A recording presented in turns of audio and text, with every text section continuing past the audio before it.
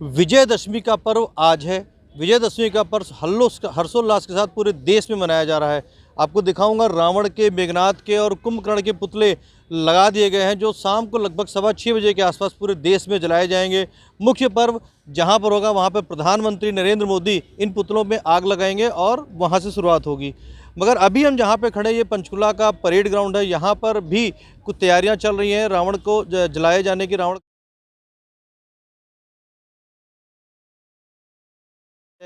बुराई पर अच्छाई की विजय का प्राप्त होगी, बुराई पर अच्छाई की विजय प्राप्त होगी। इस तरीके के मैसेज आज सुबह से हर एक व्यक्ति के मोबाइल में बुराई पर अच्छाई की विजय होगी, इस तरीके के मैसेज आज सुबह से लगातार लोगों को मिलते नजर आ रहे हैं।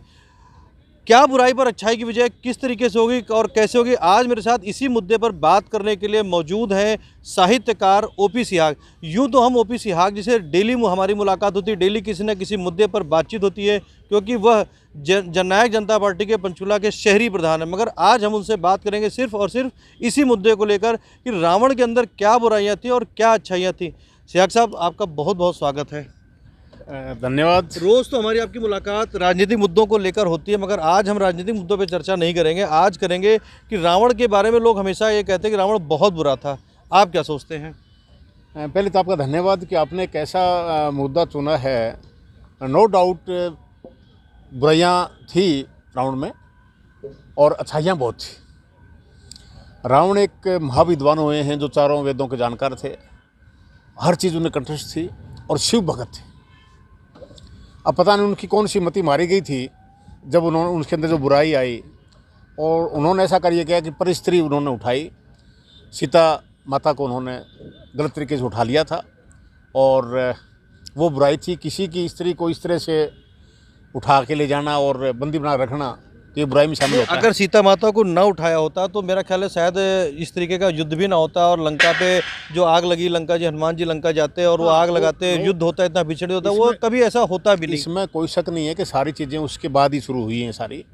जहाँ तक मैंने स्टडी की है, पढ़ा है, देखा है, और रामायण जो रामन सागर की थी वो देखते भी थे हम सारे और पढ़ी भी है मैंने, तो उसमें एक तो बुराई ये थी रावण की, एक तो ये परिस्त्री को उन्होंने उठाया और जिस तरह उनके साथ बिहेव किया। दूसरा, वो घमंड बहुत था उनके अंदर। बाकी वो जैसा मैंने कहा कि विद्वान भी थे और उनकी जो प्रजा थी लंका, कहते हैं सोने की लंका थी, तो इसका मतलब वो सारा जो सोने का मतलब ये नहीं है कि सारी चीज़ सोने की बनी हुई थी, मतलब बहुत खुशहाली थी उस राज्य में और लोग बड़े आराम से रहते थे। लेकिन क्योंकि राक्षसी गुण था उनके अंदर और घमंड बहुत था, तो ये उनकी बुराई थी। और उन जैसा विद्वान कोई हुआ नहीं है।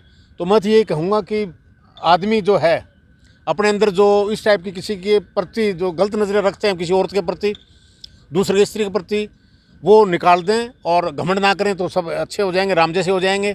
तो ये उनके अंदर जो थी वो उनका घमंड उनको ले डूबा था और उनकी ये बुराई थी।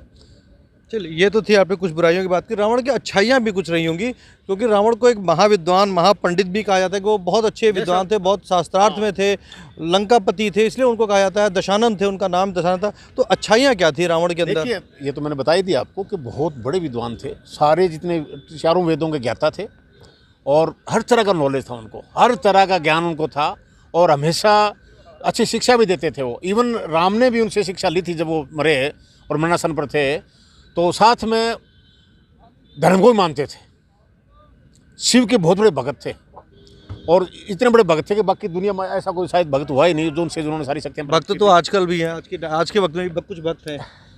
तो अब इसी बारे में कह रहा हूँ कि हम ये तो कहते हैं कि रावण को वध कर दिया, बुराई पर अच्छाई की विजय। लेकिन आजकल हम देखते हैं सारे माहौल में जगह जगह इस टाइप के लोग हैं।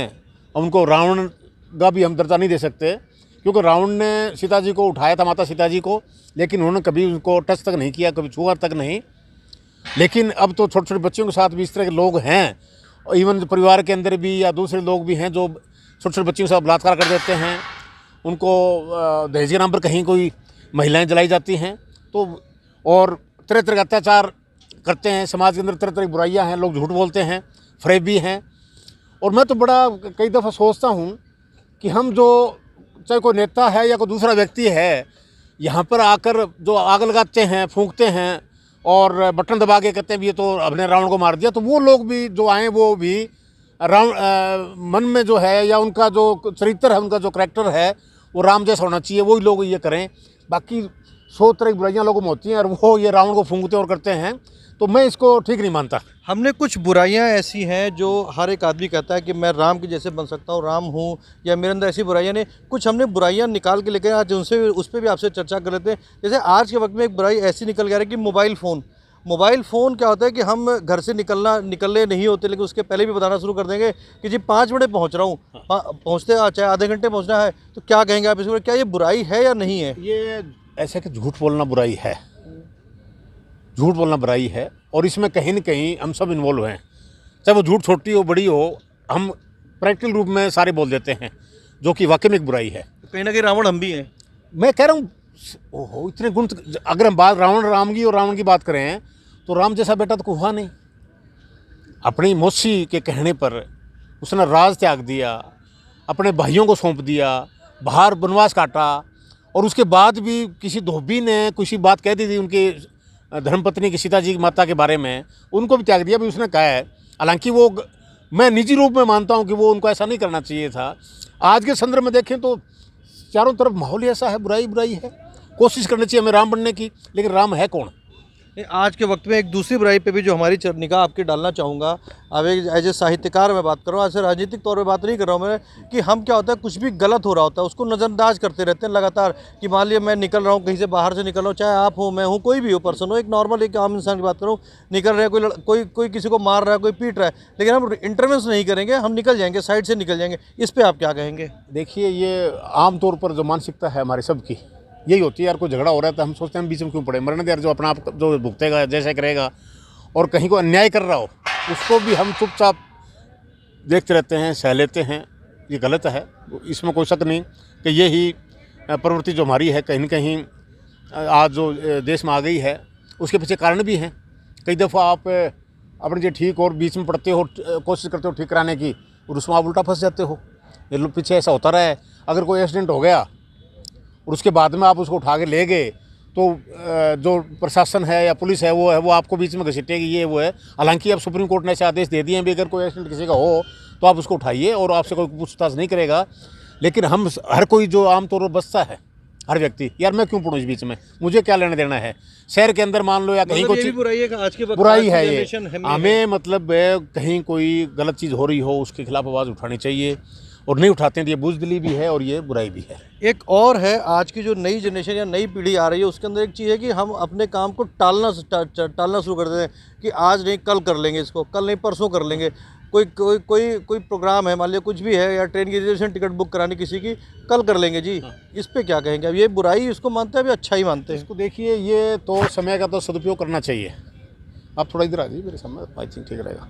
समय का जो सदुपयोग है सबको करना चाहिए, और जो टाल मटोल की नीति होती है वो कहीं न कहीं आपके आगे करियर को आपको प्रभावित करती है, और जो आप काम करना चाहते हैं वो हो नहीं पाता, और आज नहीं कल कर लेंगे, कल कभी आता नहीं है।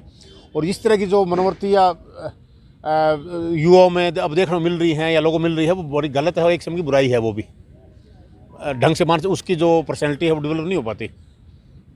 बहुत सारी इस तरीके की और भी हमारे आपके जीवन में भी छोटी मोटी बड़ी बुराइयाँ, छोटी है बड़ी बुराइयाँ हैं। हम कोशिश करते हैं कि राम बने, मगर कहीं ना कहीं रावण हमारे अंदर भी है। रावण को आज ज़रूर जला देंगे, मगर कोशिश करें कि अपने अंदर का जो रावण है, जो अपने अंदर की छोटी छोटी बुराइयाँ हैं, जो आपको लगता है कि मेरे अंदर ये कमियाँ हैं, कोशिश करें कि आज विजयदशमी के दिन उसको दूर करें, जिससे कि आप राम भले ना बन सके मगर राम के चरण कदमों पर चलने की कोशिश ज़रूर करें।